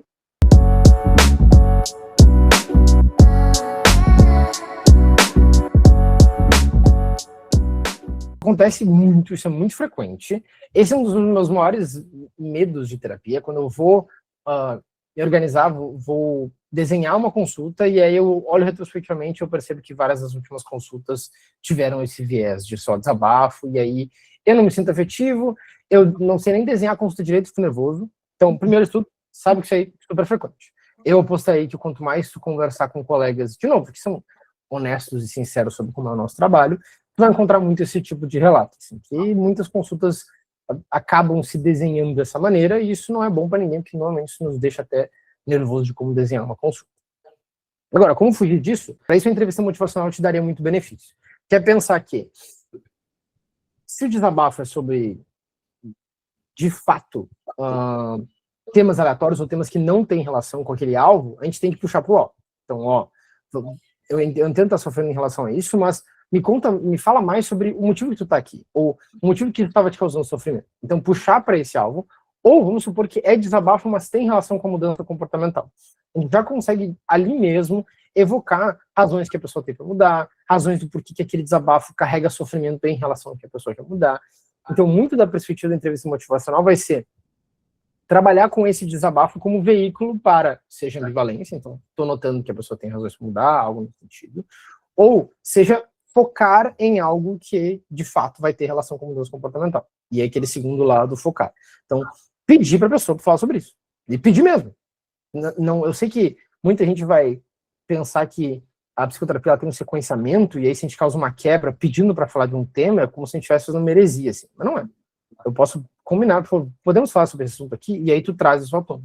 Porque isso também é uma forma que a gente tem de falar isso. Mas pensa nesses dois fenômenos, tá? Seja de, no relato, buscar ambivalência ali, e aí isso é 100% entrevista motivacional, nesse sentido. E o segundo, se eu vou meio que trazer isso à tona, é de combinar de falar sobre esse assunto.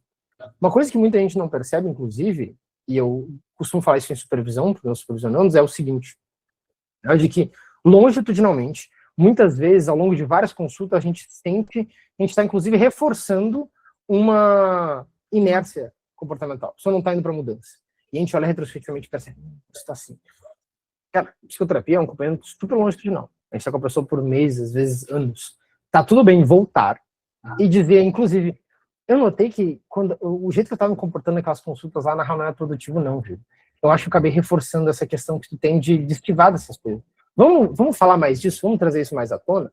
Então, pelo aspecto longitudinal de psicoterapia, a gente, inclusive, consegue voltar em certos momentos em que, inclusive, a gente não foi efetivo. E aí, dizer, tô revisitando isso, não mandei muito bem, não. Eu queria puxar para outra direção. A gente pode falar sobre isso? E aí fazer isso? Isso também é bastante relevante, tá? Mas saiba que isso é super prevalente. Eu tenho isso semanalmente com muitos pacientes. Então, muitas vezes, acaba ganhando esse desenho de desabafo, a gente tem que meio que seguir.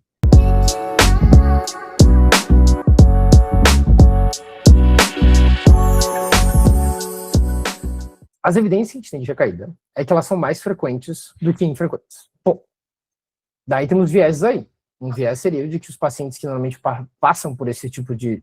passam pela pesquisa, são pacientes mais graves, ou pacientes que têm mais... enfim, que buscam mais ajuda, ou buscam mais auxílio do que outros. Então, talvez tenha uma questão de que as amostras que a gente tem, que demonstram que a recaída é super comum, são amostras enviesadas nesse sentido. É possível, não tem muito como fazer um contrafactual disso. O que eu pensaria? Eu pensaria que as recaídas têm muita chance de se manter cronicamente, até pelo resto da vida da pessoa, a depender da condição que a pessoa tem. Muitas condições mexem com a neurobiologia da pessoa. A depender de como é que o ambiente da pessoa tá. Então, eu citei aquele exemplo bobo, tá? Mas que eu, inclusive, cito muito, que é mudança para um país em que tem a proibição de álcool, né? A gente tem alguns países, por motivos de serem países islâmicos, algo nesse sentido, em que literalmente não existe álcool no país, então uma questão, né, de meio territorial. Então, se eu mudei totalmente de ambiente e não tem uma reversibilidade disso, é muito possível que eu não tenha recaído em relação a isso. E muito do meio social da pessoa. Se eu estou num meio social muito proibitivo, é muito possível que eu acabe não recaindo pensando nesse aspecto coercitivo social, assim. E aí que lembrem, né, porque vocês moravam na casa dos pais de vocês, ou algo nesse, vocês tinham muita interferência dos pais de vocês se comportavam de uma maneira que talvez seja totalmente diferente de como é que vocês se comportam hoje. Isso tem relação com como é que é a coerção do ambiente em relação a isso. Então, a recaída, ela vai se desenhar dentro desses 4 eixos de variáveis que normalmente são mais preditivas em relação a isso. Mas também pensa nisso que eu citei. É possível que haja um viés, no sentido de a gente ver recaída sendo tão comum por ser pacientes que buscam mais auxílio. Eu acho improvável, tá? Mas, a depender do quão pequena é a mudança comportamental, a pessoa tem chance de ficar em menos, né? Porque, vai ter até pouco efeito neurobiológico em termos encefálicos, assim, é quase como se a pessoa só estivesse tomando uma decisão. Aí eu nunca mais comprei sorvete de morango, agora só compro de chocolate. Bom, sei lá, ok, nunca mais recaiu para comprar o de morango, mas é porque é muito acessível só se manter daquela mesma maneira. Então, de novo, exemplo bobo, mas pense nisso.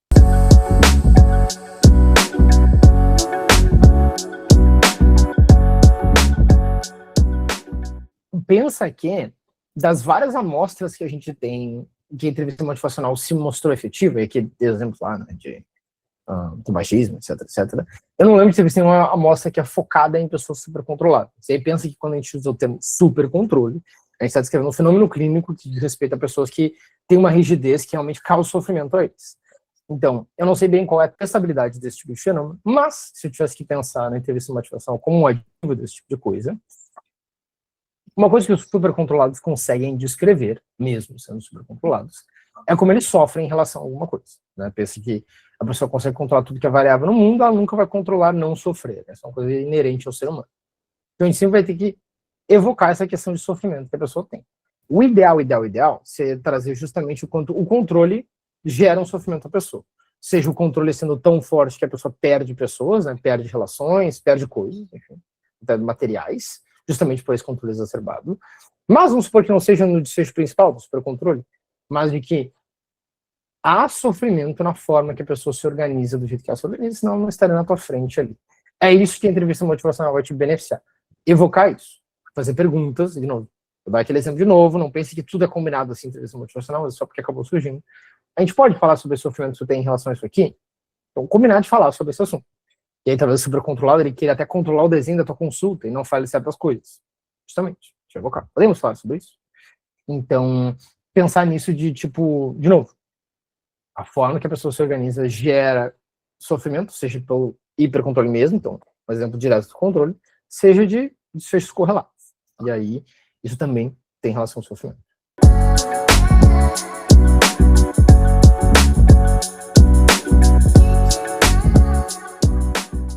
Eu vou incluir uma condicional à tua pergunta, porque ela é importante, tá? Não é porque eu tô querendo aqui, olha só, quero responder da melhor forma possível. Mas há uma condicional dentro disso, que é a de que vocês, de fato, se propuseram a evocar esse assunto.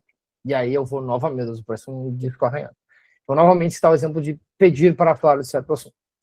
Se tu testou, se foi de fato testado em consulta de, lembra daquela demanda que foi lá no início? Eu tenho anotado aqui na minha... Eu tenho anotado aqui que o nosso alvo de terapia é esse aqui. Isso aqui a gente não falou mais disso. Como é que está em relação a isso? Se tu evoca isso, se tu combina de falar sobre isso, seja por meio desse exemplo que eu dei de que é alvo de terapia, seja porque estava na ficha, seja a forma que tu conseguires para citar novamente o motivo que ela chegou, aí travou. A internet está travando. Deixa eu fechar umas coisas aqui dentro. Então. Se tu fez esse teste de alguma forma ou de outra, do que for acessível para ti, aqui talvez seja até mais criativa do que eu, esses exemplos que eu dei, eu pensei de orelhada agora. Se tu testou que a pessoa fala, não é mais alvo para mim, não quero. Daí tu vai ter que meio que acompanhar essa resistência no sentido de ver como é que ela se desenvolve longitudinalmente. Até tu testares isso, e a pessoa, mesmo revocar desse alvo, mesmo revocar desse assunto, da forma que tu conseguires, a pessoa não engajar mais e dizer que, não quero isso, daí a gente vai muito da perspectiva de, tá tendo uma resistência, a motivação tá baixa, eu tenho que acompanhar isso. Mas a gente não pode tomar isso como certo se a gente não testar isso. Isso não tem que testar. Note que eu, Bernardo, por exemplo, como clínico, às vezes eu faço umas maluquices de falar, olha só, faz um tempo que a gente não fala disso, eu preciso falar sobre isso, eu tô ficando nervoso, entendeu? A gente pode falar sobre isso rapidinho? Tu não precisa ser maluco que nem eu, tá? Mas saiba que tu tem que fazer isso. É quase como se fosse uma testagem. É tipo um relacionamento, tem umas coisas que tu não quer falar, e aí tu fica meio que levantando a emoção, tu tem que falar uma hora. Ou tenta não falar e ver qual é o resultado. Nem médio o resultado não é muito bom. Então, tenta, de novo, usa o que for mais acessível para ti, e isso depende de cada um. Eu, como sou maluco, dou os meus exemplos de maluco, mas tu precisa rechamar isso.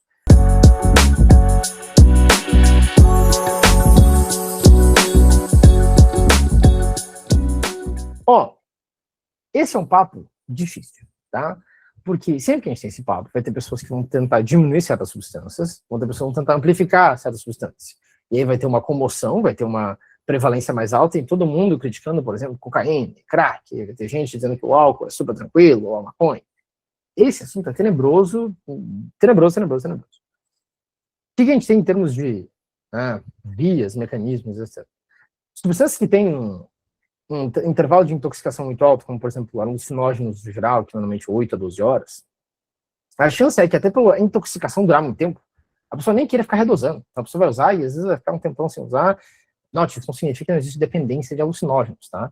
Mas isso faz com que um reuso ele acabe se distanciando justamente pela forma que a intoxicação se dá. E aí, por exemplo, o crack, que seria a versão fumada da cocaína, vai ter uma intoxicação de, às vezes, alguns poucos minutos, vai de 20 a 40 minutos, às vezes vão ter pessoas que vão descrever que tem 8 minutos de intoxicação.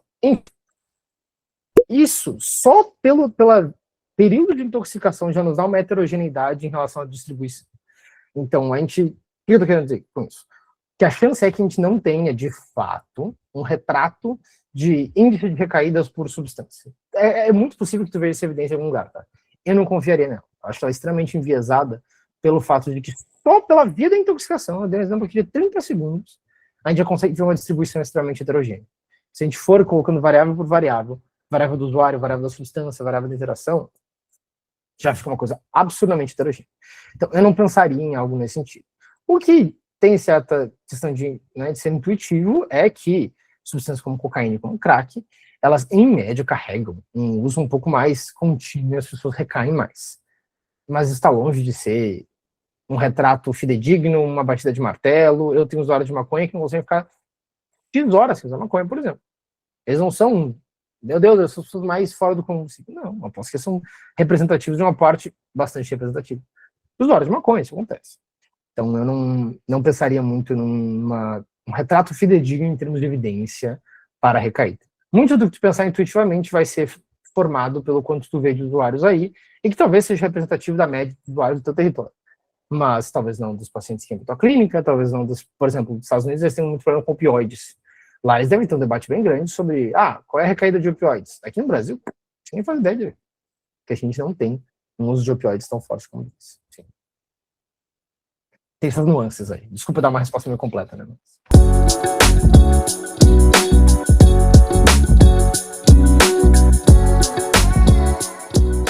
Ainda mais em final de palestra, eu claramente estou aqui me sentindo em casa, então eu vou responder da forma que eu responderia, tá? Eu acho impossível que a pessoa não vai descrever nenhum sofrimento. Eu me ancoraria no fato da frase que eu falei mais cedo.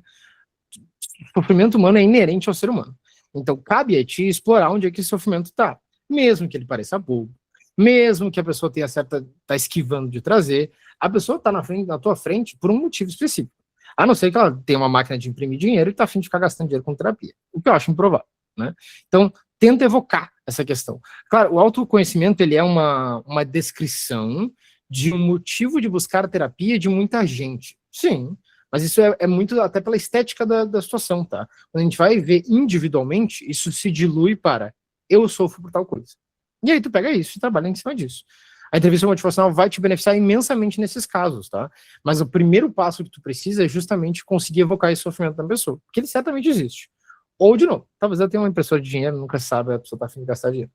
Mas eu não imagino esse caso. Então, tenta evocar dessa maneira. E, de novo, tu pode usar o exemplo, que é a última vez que eu falo disso. Não pense que eu sou a pessoa que acha que isso é, sei lá, a melhor forma possível, mas só porque apareceu na palestra de hoje, combina de falar sobre isso. Eu gostaria de falar sobre isso na palestra de hoje. A gente pode falar? A pessoa, meu Deus, ela achou estranho meu psicólogo pedindo para falar de tal assunto. Isso é extremamente normal. Só existe uma estética de que a consulta é deles, eles chegam e desembucham. Não é assim que a gente desenha terapia em média. A gente pode trazer assuntos nós mesmos.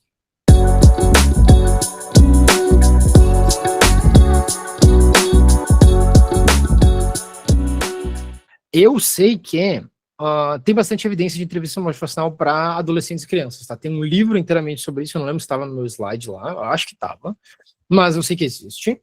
E ele é fomentado justamente por evidência que a gente tem na área, tá? Então, primeiro, já fica de recomendação tu olhares isso, porque eu não olhei. E agora eu vou dar a minha experiência, não tendo olhado, mas pessoa que trabalha com adolescentes nesse sentido, tá? Como é que eu trabalho esse tipo de desfecho? Da seguinte maneira. Adolescentes, inclusive, eles descrevem o sofrimento, eu diria, mais facilmente do que adultos. Então, se aquele adolescente já está te trazendo esse viés, então trabalha com ele. Então, tipo, vamos falar sobre isso, mesmo seja bobo, mesmo seja pequeno, e aí, evidentemente, se ele vai ser um sofrimento que não vai sustentar muito uma motivação, ele vai acabar se esvaindo e a gente tenta puxar para outros, mas acho que é muito possível que a pessoa, se aquela criança, aquele adolescente, de fato tem um sofrimento que ele traga, que ele vai falar sobre isso. Eu diria até que eles são melhores do que adultos em relação a isso. Agora, especificamente no que tu citou de desejo de pai e mãe, isso é uma coisa que eu enfrento bastante. Eu crio uma distinção importante do que seria viver a vida do teu pai e da tua mãe e viver a tua vida. E aí, em muitas situações, dá para viver a vida do pai e da mãe, mas eu quero aqui poder descrever os custos disso. Inclusive, tem papos com muitos adolescentes, assim, que a princípio, pelo relato deles, eles querem. Ah, não, eu quero fazer isso aqui, eu tô aqui com os custos, e meus pais querem que eu faça tal coisa, eu vou fazer. Bom, vamos descrever esses custos, vamos trabalhar cada um deles, vamos falar o sofrimento que tem em cada um deles. Porque muito do sofrimento que o pai e a mãe vê não se aplica muito ao filho, ou vice-versa. E aí, nesse sentido, eu pensaria muito nisso, de tu conseguir falar sobre o sofrimento que se tem, seja do lado do pai e da mãe, e aí, se isso se distingue muito de fazer uma consulta todo mundo junto, então, e aqui eu olho para agora, lembre-se, nada maluco, eu olho para a mãe e para o pai e falo, olha só, eu quero saber de ti, no mundo ideal, como é que as coisas seriam para ti? Tipo, seja sincera e honesta em relação ao que tu quer pro fulano. E aqui, vamos lá. Cara, tu vai ter que preparar o fulano antes dessa consulta, né? Enfim. E a mãe vai lá e despeja. Eu quero que ele faça isso, quero que ele faça aquilo. Não gosto que ele faça isso, não gosto que ele faça aquilo. E aí tu trabalha isso dentro daquela consulta de, agora tu volta pro fulano. Fulano, tua mãe te trouxe essas queixas aqui. Vamos pensar em transformá-las em autoterapia, mas a gente não precisa falar disso hoje, não. Na nossa próxima consulta a gente bate o martelo nisso. Mas eu quero saber, enfim, vamos pensar se isso é uma coisa relevante para ti ou não. Então, pensar que a entrevista motivacional vai beneficiar esse adolescente, enfim, se ele tem um sofrimento, ele já traz para nós, a gente trabalha nele. E, de novo, eu acho que adolescentes são até mais fáceis de dizerem o motivo de sofrer. Eventualmente, são sofrimentos que não vão ranquear muito bem em termos de priorização, mas a gente passa por eles até ficar algum sólido. E se tem essa disparidade entre pai, mãe e filho, de trabalhar essa questão do sofrimento que vem, de tentar encaixar tudo isso, e se não está funcionando muito bem trabalhar dessa maneira indireta, chama todo mundo para consulta. E aí, desenha isso com todo mundo junto. Eu faço isso com alguma frequência, tá? Evidentemente, eu tenho o bônus dos meus adolescentes, são todos aqui de Porto Alegre, e aí eu faço essa consulta presencial, eu diria que é um pouquinho melhor. Mas não vejo por que ser impeditivo fazer online. Nesse sentido, espero que dê para te ajudar. Mas, de novo, se tu quer literatura, vai naquele livro e olha as referências dele, que eu sei que tem muita evidência para criança e adolescente. Quero mais uma vez agradecer a presença de vocês. Fechamos aqui a segunda edição da BPBE Convida. Que é baiano, baiana, a gente já sabe. Dia 21 temos evento presencial, o evento presencial regular da BPBE Bahia. Da mesma forma, quem não é baiano, mas mora na Bahia, totalmente convidado também, vai lá. A gente tem eventos regulares, como eu falei, presenciais. E quem quiser acompanhar a BPBE Bahia para ficar sabendo de eventos como o de agora, online, vocês podem também pelo Instagram, a gente tem nossos canais de comunicação. Não é da Bahia, quer buscar uma sessão estadual, quer participar de eventos regulares também no seu estado, busca a sessão estadual de onde você está, tá bom? Então é isso, espero que vocês tenham gostado, tenho certeza de que gostaram, né? Espero encontrá-los mais uma vez, quem sabe presencialmente, quem sabe no congresso, enfim, um ótimo final de semana aí para vocês, a gente se vê no próximo evento da BPBE Bahia ou da BPBE ou qualquer outro. Um abraço aí para vocês.